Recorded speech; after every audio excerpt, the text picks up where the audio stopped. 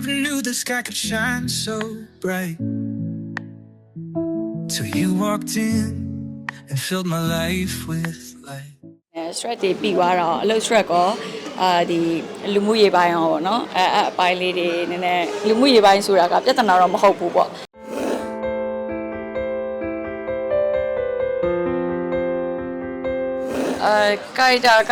character ဆိုပေမဲ့သူ့ရဲ့ဇာတ်လမ်းလေးကနည်းနည်းထူးခြားရပေါ့နော်ဒီမှာလဲသဘောထားကြီးရဲ့မိန်းကလေးထက်မြက်တယ်သဘောထားကြီးရဲ့အဲ့လိုမျိုးပေါ့ထပ်မြက်နဲ့သဘောထားကြီးရဲ့မိန်းမကိုနည်းနည်းအငြိမ်ကြီးသွားတာပေါ့သူကြာဟုတ်အဓိကတော့လုံးဘယ်လိုခေါ်မလဲကြီးလိုက်တဲ့အချိန်မှာကိုနဲ့လိုက်မယ်ကိုလုံးနိုင်မယ်ထင်တဲ့အရာလေးဆိုရင်ကိုလက်ခံနေတယ်ပေါ့ဟုတ်မကြခဲ့တာကြီးလည်းရှိပါကြတာကြီးလည်းအများကြီးရှိပါကြတာများပါတယ်စိတ်တိုင်းကြတာဟုတ်အားနာလို့လက်ခံခဲ့တဲ့တက်လေးရှိအရင်တော့အားနာလို့လက်ခံပြတာများတယ်ပေါ့ခုနောက်ပိုင်းတော့ကာရီတာနဲ့ပတ်သက်တိတ်အားမနာပြေပေါ့နော်ကိုကြိုက်မှရိုက်တယ်ဟုတ်ကိုယ်တိုင်လည်းသဘောကျပါတယ်မျက်လုံးကပေါ့နော်အဓိကကျတော့ဒီကျွန်တော်ရဲ့ဝါသနာအရာကိုကျွန်တော်လုပ်နေတဲ့အလုပ်ပေါ်မှာကျွန်တော်ကဒီ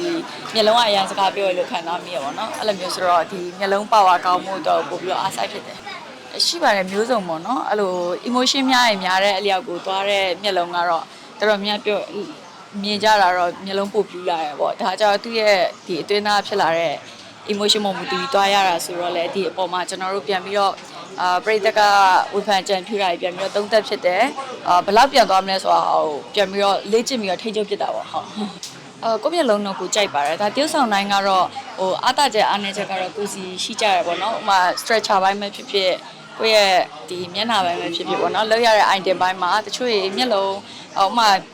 ကျွန်တော်တို့ဆိုမျက်အိမ်ကျဲတဲ့နေရာမှာပါတာပေါ့နော်မျက်အိမ်ကျဲတဲ့လူတွေလည်းသူ့အနေနဲ့သူ item တချို့အရာလေးနဲ့တော်အောင်အရန်ကြည့်ကောင်းလောက်သွားတတ်တာဆိုတော့အကောင်လုံးကတော့သူ့အနေနဲ့သူမိုက်နေကြတက်ပြီးတော့ပိုကောင်းအောင်ဆိုတာ character နဲ့ကိုက်ညီအောင်တော့အများအားတော့လေ့လာဖြစ်တယ်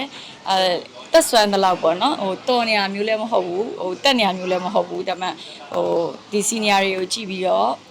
ဇက်ကားတွေတော်တော်များများကြည့်ပြီးတော့ကိုတက်ဆွမ်းညံစွမ်းရှိတဲ့လောက်လေးတော့လိုက်ပြီးတော့လေ့လာကြိုးစားဖြစ်တယ်ကျမရဲ့အခြေအနေကနည်းနည်းပင်ပန်းတာများသွားstress တွေပြီးသွားတော့အလုပ် stress ကောဒီ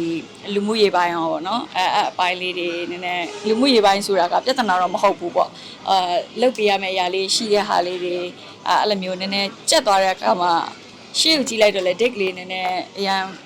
ဟိုဖြစ်သွားတော့လေအဲ့လိုမျိုးပေါ့နော်နည်းနည်းတွေးလိုက်သေးတယ်အဲ့မဖျားခင်မှာတော့ငါဖျားချိန်တော့ရှိပါမလားဆိုတော့ feel လေးဝင်သွားတဲ့အချိန်မှာပဲထဖျားတာအဲ့ရက်ပိုင်းလေးကို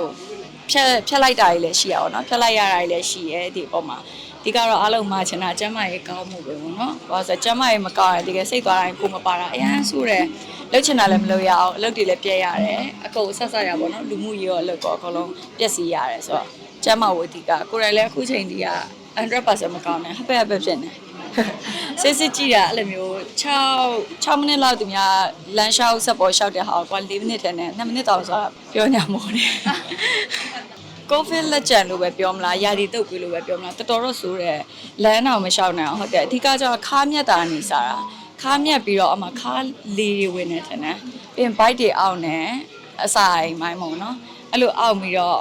ဟိုအရန်ကိုတွေပူလာတဲ့ခါကျဒီကုလုံးကန်ရိုက်ထားလို့အော်နေရအဓိကတော့ bite ထဲမှာဝေ့နေရအောင်နော်လေဝေ့တယ်လို့မျိုးဝေ့နေတယ်အဲ့ခါးမြက်တာတွေကအရန်နာလို့အော်ရအများဟုတ်